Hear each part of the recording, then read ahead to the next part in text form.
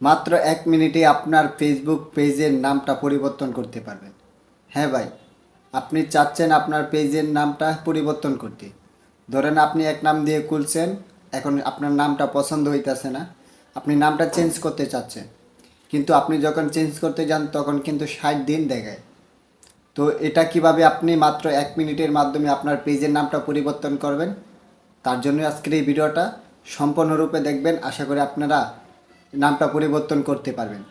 তো আমি মূল ভিডিওতে যাওয়ার আগে আপনাদের কাছে একটাই অনুরোধ, ভিডিওটা শেয়ার দিয়ে অন্যদেরকে দেখার সুযোগ করে দিবেন। আমি চলে যাচ্ছি আমার ফোন স্ক্রিনের মাধ্যমে আমি সম্পূর্ণরূপে এ টু জেড দেখাবো। আপনারা ভিডিওটা দেখতে থাকুন। তো ফার্স্ট অফ অল আপনি চলে আসবেন ফেসবুকের অফিসিয়াল অ্যাপসে। চলে আসার পরে আপনাকে যে কাজটি করতে হবে, ওই কর্নারে ক্লিক করতে হবে, থ্রি ডট আইকনে। থ্রি ডট আইকনে ক্লিক করবেন। ক্লিক করার পরে এই যে দেখেন সেটিংস লেখা আছে, ওই সেটিংসে ক্লিক করবেন।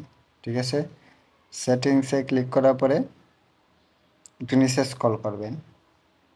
স্ক্রল করার পরে দেখতে পারবেন এখানে লেখা আছে পেজ সেট আপ।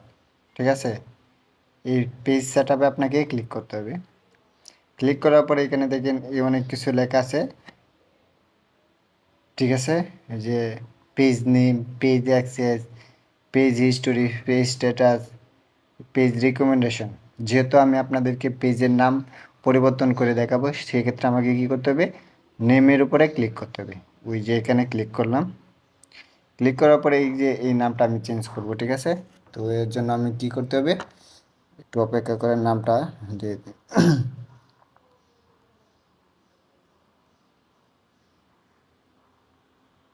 ঠিক আছে, নামটা দেওয়ার পরে এখন আমাকে যে কাজটি করতে হবে, এই যে